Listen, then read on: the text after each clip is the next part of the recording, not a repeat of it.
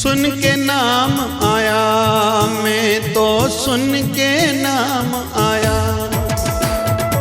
सुन के नाम आया, मैं तो सुन के नाम आया। शिवधारा के बाबा शिव भजन में। जय जय शिवधारा, जय जय शिवधारा। परमात्मा ने जो प्रकृति बनाई है वह गुणों से बनाई है। सब में कोई न कोई गुण है। 84 लाख प्रकार की योनियां हिंदू धर्म में मानी जाती हैं और उन सब का अलग एक पोस्चर देख के ही महर्षि पतंजलि ने 84 लाख प्रकार के आसन बनाए थे। हर किसी की बैठने की, देखने की, सोने की, सोचने की, खाने की एक अलग अदा है। और इंसान तो टॉप ऑफ द क्रिएशन, नर नारायणी चोला कहा गया है। सबसे ऊपर, सबसे श्रेष्ठ, सबसे ऊंचा। लेकिन कहीं तो भी इंसान संसार की भूल भुलैया में, माया जाल में भटक गया है, कहीं अटक गया है, कहीं लटक गया है, जिसके कारण उसने अपने मूल को, बेस को भुला दिया है। अभी फिर से उसको समझना होगा, मानना होगा, खुद को संभालना होगा, बदलना होगा और आनंद लेना होगा। क्योंकि आज का युग स्ट्रेस युग कहा गया है। तनाव ही तनाव, चिंताएं ही चिंताएं। शरीर भी भारी होते जा रहे हैं और मानसिक तौर पर भी हर कोई माथा करके भी भारी भारी सापन महसूस करता है, जो दोनों ठीक नहीं हैं। तन जितना हल्का, जितना वजन कम, उतना जीवित स्वास्थ्य करके ज़्यादा रहेगा, हेल्दी लॉन्ग लाइफ जिएगा। नहीं तो छोटी आयु में ही भले किसी ने कितनी पढ़ाई कर ली, पद पा लिया, पैसा कमा लिया, लेकिन शरीर ठीक नहीं है, न खुद को ज़्यादा लाभ दे पाते हैं, न उनसे समाज को, देश को, मानवता को, विश्व को कोई लाभ पहुंच पाता है। कारण गलत जो उनका खान पान था या स्वास्थ्य की ओर, हेल्थ की ओर ध्यान न देना था। तो आज हम सीखेंगे क्वालिटीज, खुद की क्वालिटीज, खुद के गुण। और यह होता है सेल्फ असेसमेंट से, आत्म चिंतन से, खुद पर नज़र टिकाए रखने से। बहुत लोग केवल दूसरों पर नज़र बनाए रखते हैं। इसने क्या पहना है, क्या खाया, किससे बात करी, क्या बात करी। बहुत लोग केवल अपनी नज़र से यही काम लेते हैं, जबकि हमें काम लेना चाहिए अपनी नज़र से, अपनी सोच से, कि हम उसका सदुपयोग ये करें कि खुद को ऊपर उठाएं, खुद का उद्धार करें, खुद की इम्प्रूवमेंट करें। बहुत लोगों की आदत क्या है, वो समझ केवल दूसरों की गलतियां निकालने में लगाते हैं। अरे भैया, भगवान ने आपको जो दिया उसका सदुपयोग करो। परिवार पर वो नज़र लगाओ, टिकाओ, वो बुद्धि लगाओ, खुद के साथ परिवार का विकास करो, उन्नति करो, तरक्की करो, समाज की तरक्की करो। पड़ोस में जो ठीक नहीं चल रहा, साफ सफाई नहीं है, ग्रीनरी कहीं तो भी कम हो गई है,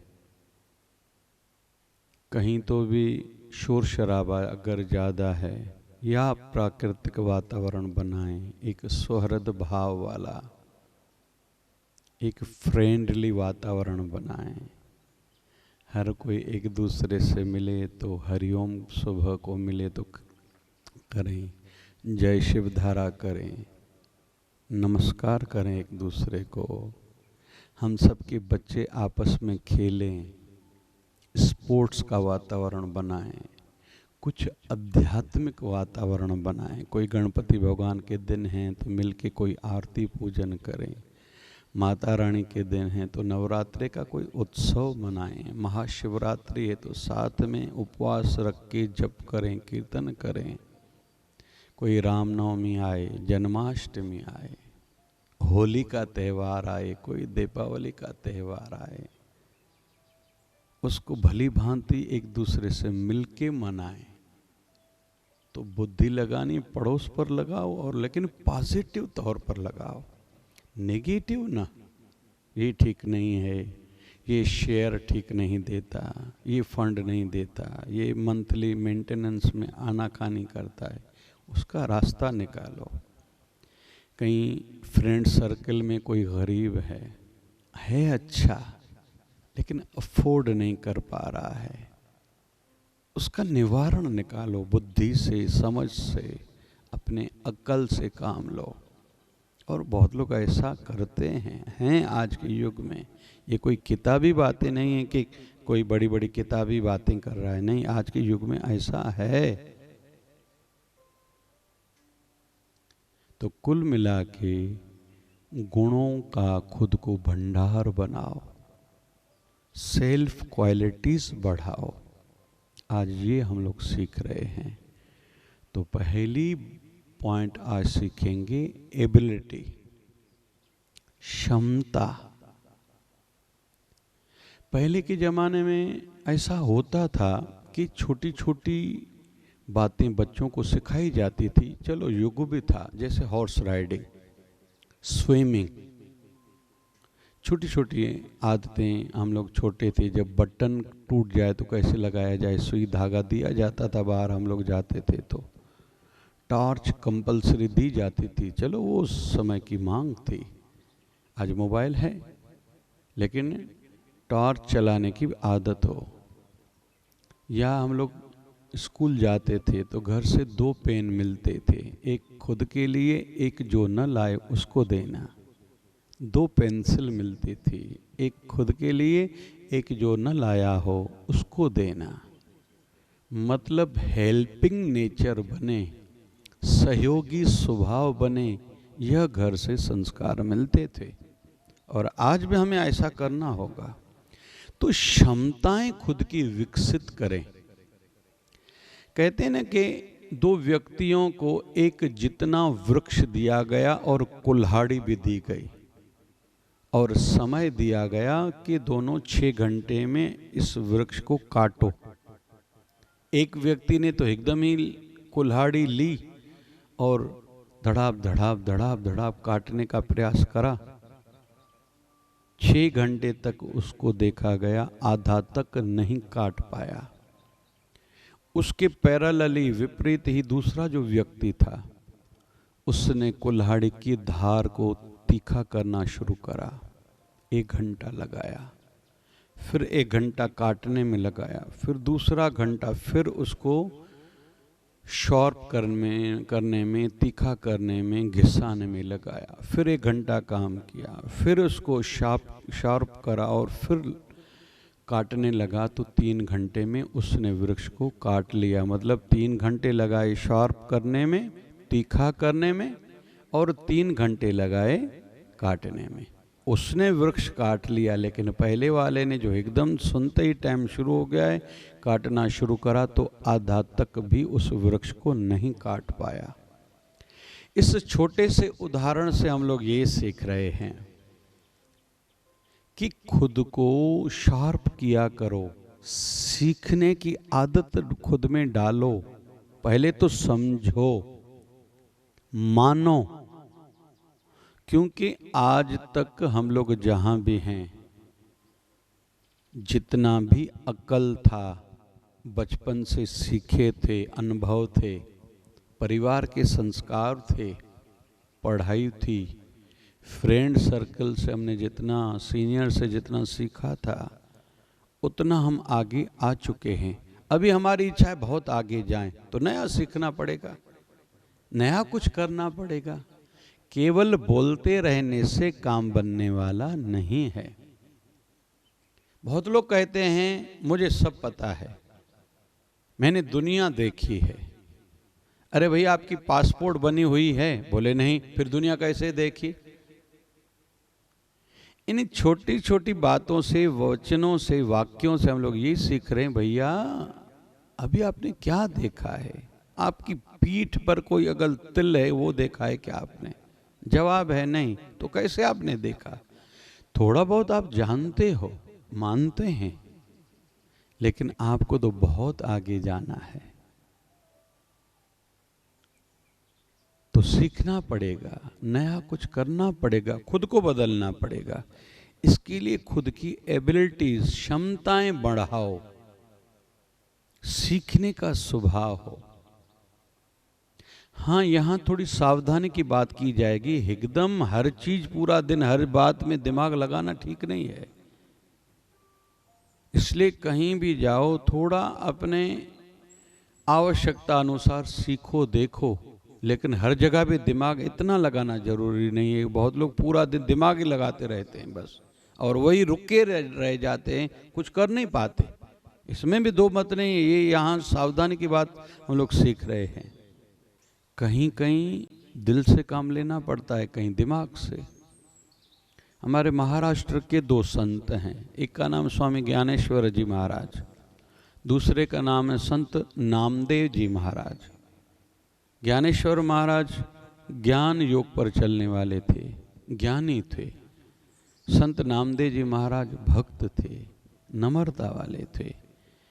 एक बार संत ज्ञानेश्वर जी महाराज, ये बात तो 500 साल लगभग पुरानी है, दोनों वारकरी संप्रदाय के संत हैं।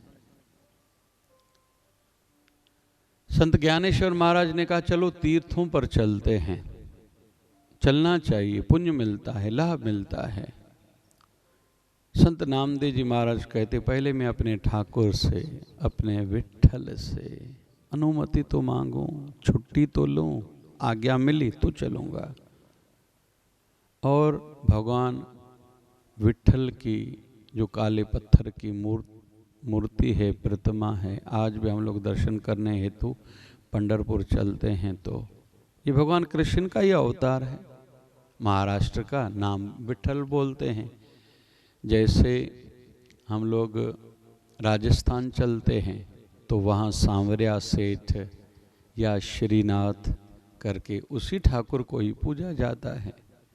कोई बालकृष्ण को पूजता है, कोई राधा कृष्ण को मानता है, कोई द्वारकाधीश का पुजारी है, कोई जगन्नाथ का भक्त है, कोई उसको बद्री विशाल करके पुकारता है।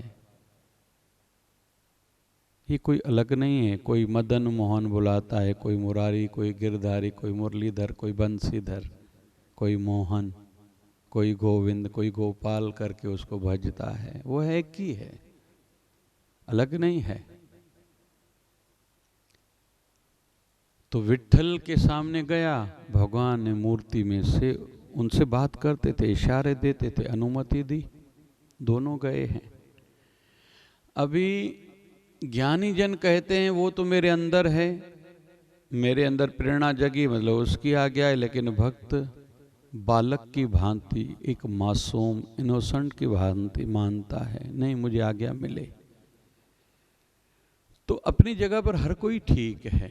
यहाँ मैं निवेदन कर रहा हूँ, हर समय पूरा दिन दिमाग लगाना ये ठीक नहीं है, लेकिन आवश्यकता अनुसार जरूर अपने क्षेत्र में फील्ड फैकल्टी में माताएं गृहिणी हैं, उनको दिमाग लगाना चाहिए कि घर कैसे अच्छा चले, कैसे अच्छा भोजन बनाऊं, घर की शांति को बनाए रखने में मेरा अच्छा रोल हो, दायित्व हो। बच्चे अच्छी शिक्षाएं प्राप्त करें, धार्मिक प्रवृत्ति बने, हमारे पुरुष शांत रहें, उनकी भी आध्यात्मिकता में रुचि बनाए रखना, बढ़ाना, ये मेरा धर्म है।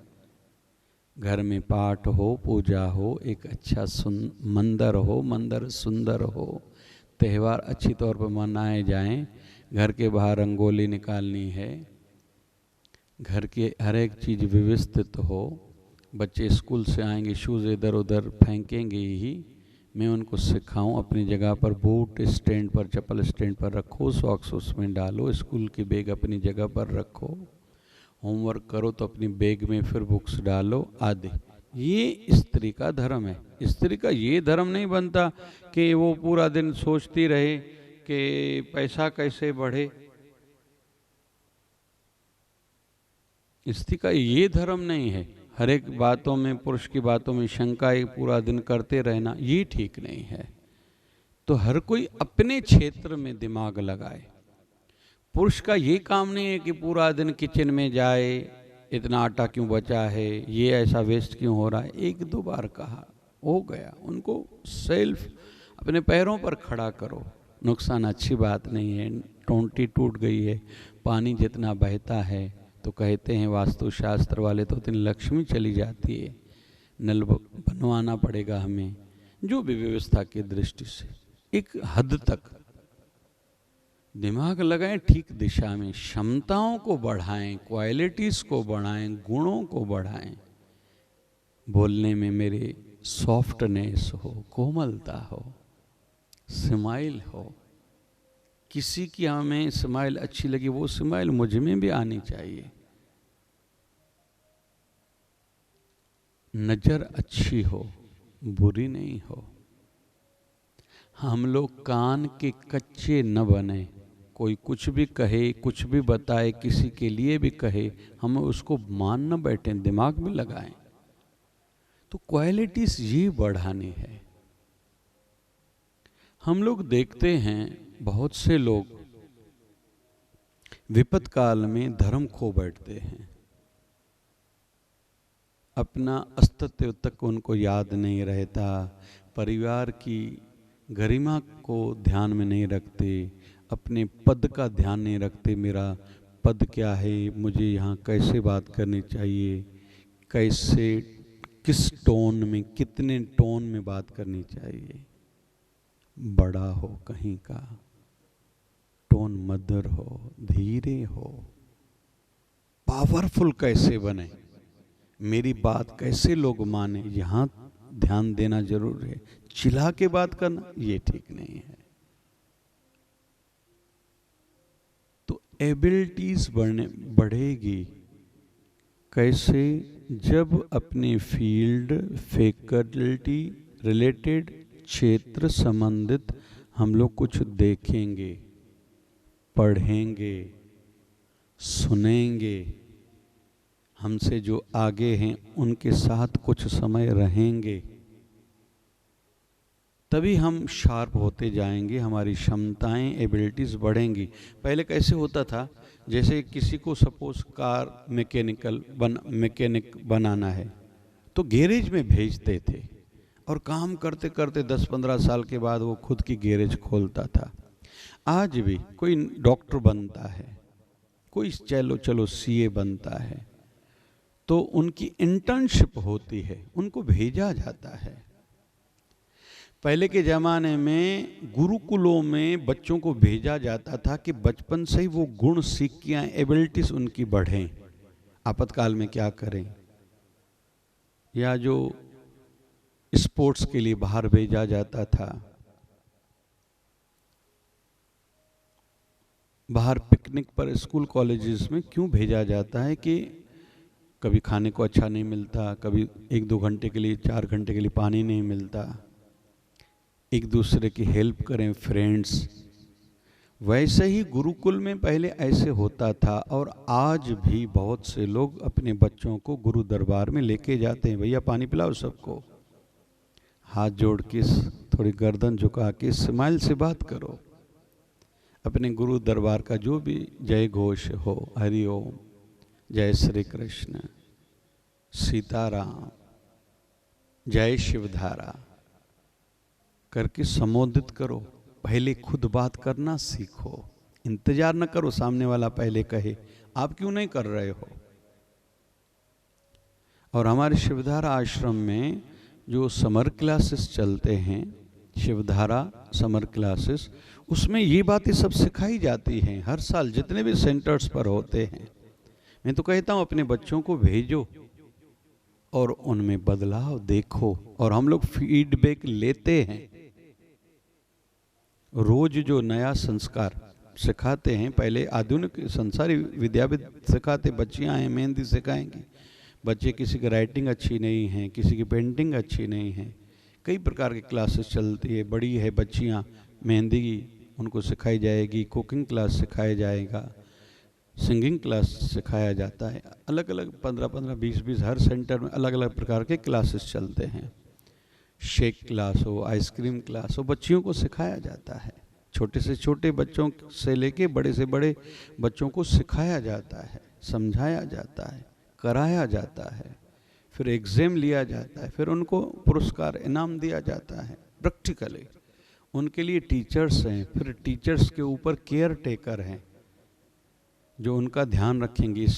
टीचर्स का भी अटेंडेंस अलग लिया जाता है, स्टूडेंट्स का तो लिया ही जाता है। टाइम बाउंडेशन रहती, 5 बजे शाम को पहुंचना ही पड़ेगा, 7 बजे से पहले छुट्टी नहीं मिलेगी। लेकिन हाँ, उस बीच में एक संस्कार क्लास लिया जाता है। जो कल सिखाया था आज माइक पर पूछेंगे किस किस ने कल वाली बात याद रखी है, वो आके स्टेज पर माइक पर बोलेगा। माइक डेयरिंग भी, स्टेज डेयरिंग भी बढ़े। फिर जो याद करा किसने किया उसको इनाम दिया जाता है। फिर वही बात दूसरे दिन दूसरा गुण सिखाया जाएगा, तो पहले वाला गुण भी दूसरा वाला भी, तीसरे दिन तीसरा, तो चौथे दिन ये तीनों बातें रिपीट बार बार कराई जाती है। हर किसी को कहा जाता है आपने क्या याद किया है माइक पर बताओ, उस पर उसके लिए क्लैपिंग कराई जाती है, तालियां बजाओ, इसके लिए उत्साह बढ़े। तो ये माध्यम है एबिलिटीज बढ़ाने के। और हमारे सदगुरुदेव भगवान 1008 सदगुरु स्वामी शिव भजन जी महाराज कहा करते थे, गुणों के भंडार बनो, क्षमताएं इतनी बढ़ाओ, कहीं भी कोई कठिनाई आए आपको उलझन महसूस न होनी चाहिए। मैं इसको पार कर लूंगा। जैसे किसी समय अरस्तु ने कहा था, जहाँ तक मेरी मंजिल की ओर जो रास्ता जाता है, रास्ता होगा, मैं उस रास्ते पर आगे बढ़ूंगा, और जहाँ वो रास्ता ख़त्म हो गया मैं वहाँ से अपना रास्ता बनाऊंगा। भगवान श्री राम जब वनवास जा रहे थे तो उनको कहा गया था कि आपको आदमी दें क्या, या जो विश्वामित्र जी के साथ जा रहे थे सेना दी जाए, बोले नहीं, आपको शस्त्र दिए जाए, बोले नहीं, मैं खुद ही वहाँ बना लूँगा। और आदिवासियों की वनवास काल में सेना बनाई थी, खुद के हथियार बनाए थे, और इतनी लड़ाइयाँ लड़ी थी अपनी क्षमता के आधार पर। और हमें भी आज सीखने को यही मिल रहा है कि अपनी क्षमताओं को, गुणों को बढ़ाओ। कैसी भी परिस्थिति आए घबराना ना हो, निराश नहीं होना है, मुझे इससे कैसे बाहर निकलना है, बस ये माइंड में हो। जय जय शिवधारा, जय जय शिवधारा। सुन के नाम आया, मैं तो सुन के नाम आया, सुन के नाम आया, मैं तो सुन के नाम आया। शिवधारा के बाबा शिव भजन में